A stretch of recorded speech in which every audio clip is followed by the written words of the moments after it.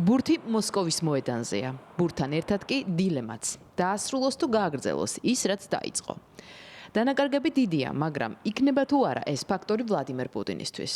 ბუნდოვანია. ამერიკული მხარე საუდის არაბეთში უკრაინელებთან მიღწეული შეთანხმების დეტალებს მოსკოვს უკვე აცნობს. პროცესში პირადად სახელმწიფო მდივანი მარკო რუბიო და ეროვნული უსაფრთხოების საკითხების მრჩეველი მაიკ ვოლცი არიან ჩართული. თავად კრემლი ელის და არ ჩქარობს. მოვლენებს წინ უგავუსწრებთ. ჯერ უნდა მივიღოთ ინფორმაცია. უახლოეს დღეებში ამერიკელებთან კონტაქტებია დაგეგმილი, რომლის ფარგლებშიც იმედი გვაქვს უკვე სრულ ინფორმაციას მივიღებთ. ჩვენ არ გამოვრიცხავთ არც პირდაპირ სატელეფონო საუბრის შესაძლებლობას უმაღლეს დონეზე. თუ ამის საჭიროება დადგება, მისი ორგანიზება სწრაფადვე მოხდება. ამერიკელებთან არსებული დიალოგის არხები ამის შემჭიდროვებულ ვადებში განხორციელების საშუალებას იძლევა. რა მოხდება თუ პუტინმა კის არა ამჯობინა? ვაშინგტონში თვლიან, რომ ეს მათთვის ბევრის მთქმელი იქნება. კერძოდ იმის, რომ მშვიდობის მიღწევის სურვილი მოსკოვში არ გააჩნიათ. ამ შემთხვევისთვის ბერკეტები გააჩნიათ თავად ამერიკის შეერთებულ შტატებს. მარკო რუბიომ ყველას შეახსენა, რომ რუსეთის წინააღმდეგ დაწესებული სანქციები არსად გამქრალა. მიუხედავად იმ დაშვებისა, რომ მოსკოვის შესაძლოა ტრამპისთვისაც არასაიმედო მომლაპარაკებელი გამოდგეს, სახელმწიფო მდივანი მაინც ცდილობს კონსტრუქციულობა და ოპტიმისტური განწყობა შეინარჩუნოს. ჩვენ დღეს დავეკონტაქტებით რუსულ მხარეს. სხვადასხვა დონეზე კონტაქტები არსებობს და ასეც გაგრძელდება. მთავარი შეკითხვა აქ რუსეთის რეაქციას ეხება. ჩვენ მათ ინფორმაციას პირდაპირ მივაწვდით. ვეტყვით, რომ უკრაინა მზადაა შეაჩეროს სამხედრო მოქმედებები ფრონტზე და დაიწყოს მოლაპარაკებების დაუყოვნებლივი პროცესი. ვნახავთ რა იქნება პასუხი. თუ პასუხი იქნება დიახ, ეს მოგცემს პროგრესისა და მშვიდობის შანსს. თუ კი პასუხი იქნება არა, ეს იქნება ძალიან სამწუხარო და მათ განზრახვებს ძალიან ნათელს გახდის. თუ პასუხი უარია, ამას უნდა შევეგუოთ და მივიღოთ გადაწყვეტილებები სწორედ ამის საფუძველზე. ვიმედოვნებთ, რომ პასუხი იქნება დიახ. პირველი ნაბიჯი იმის მიმღეობაა, რომ ეს კონფლიქტი ვერ გადაწყდება სამხედრო გზით, რადგან ვერც ერთი მხარე ვერ შეძლებს თავის მაქსიმალური მიზნების მიღწევას სამხედრო მოქმედებების გზით. ერთადერთი გზა ამ კონფლიქტის დასასრულებლად მოლაპარაკებებია.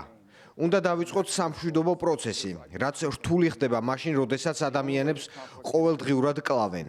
იმედი გვაქვს შევძლებთ ცეცხლის შეჩერებას და მოლაპარაკებათა მაგიდასთან დასხდომას. ამას დასჭირდება გარკვეული პერიოდი, რომ მხარეებისთვის მისაღები შედეგი დადგეს. უკრაინის შემთხვევაში ესაა გრძელვადიანი უსაფრთხოება. უკრაინელებმა თქვეს, რომ საქმე მხოლოდ ომის დასრულებაში არაა, არამედ მათ სურთ თავიანთი ტყვეების, თავიანთი ბავშვების უკან დაბრუნება. სხვა ქვეყნების მსგავსად, უკრაინას ასევე სურს გრძელვადიანი უსაფრთხოება. რა აზრი ექნება ამ ძალისხმევას, თუ წლების შემდეგ ომი ისევ განახლდა. ამიტომ კითხვა ეხება სწორედ შეკავებას. შეძლებს თუ არა უკრაინა შექმნას შემაკავებელი მექანიზმები შესაძლო თავდასხმების შემთხვევაში მომავალში და მას ამაში არავინ ედავება. სხვადასხვა წყარო წერს კრემლის მაღალ ჩინოსნებში არსებულ მოსაზრებას, რომ პუტინი პირობებს არ დათანხმდება. ეს ბევრისთვის არ იქნება სიურპრიზი, რადგან ამის წინაპირობები იკითხება.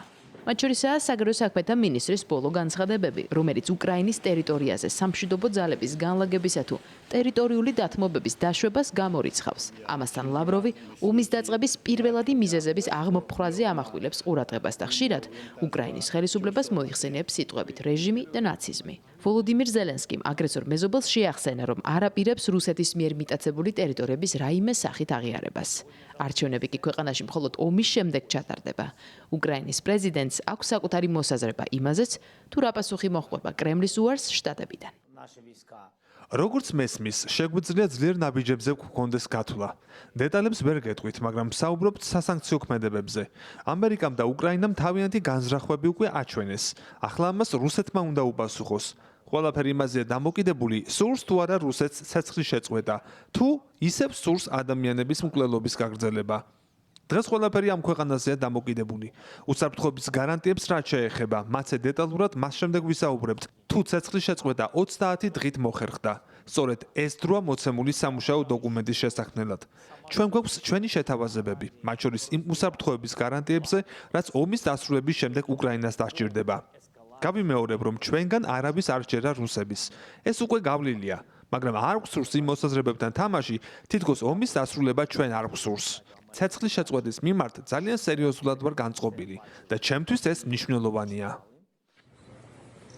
სულ რომ ვერაფერი საუდის არაბეთში შემდგარმა წარმატებულმა დისკუსიებმა კიევსა და ვაშინგტონს შორის წესრიგი აღადგინა, რაც ვოლოდიმირ ზელენსკისთვის საკვანძოდ მნიშვნელოვანი ამოცანა იყო. წესრიგთან ერთად აღდგა სამხედრო დახმარებაც და სადაზვერვო ინფორმაციაზე წვდომაც. პოლონეთის აღმოსავლეთით ქალაქ ჟეშუვის სიახლოვეს მდებარე სამხედრო დერეფანში დღეს მოძრაობა იყო. მე გიდასტურებთ, რომ შეიარაღების მიწოდება იაშონკას გზით დაუბრუნდა აქამდე არსებულ დონეს, როგორც მესმის სტარლინკის სისტემაც მუშაობს. საუდის არაბეთის ქალაქ ჯიდაში 11 მარტს გამართულ ხანგრძლივ შეხვედრაზე უკრაინული და ამერიკული მხარეები შეთანხმდნენ. ცეცხლი 30 დღით შეწყდეს და დაუყოვნებლივ დაიწყოს მოლაპარაკებები, თუმცა ცეცხლს ერთი მხარე ვერ შეწყვეტს. მეორე კი ჯერ დუმს. მოსკოვში მალე ამერიკულ თვითმფრინავს ელიან. ვლადიმერ პუტინი თეთრი სახლის სპეციალურ წარმომადგენელთან შესახვედრად ემზადება.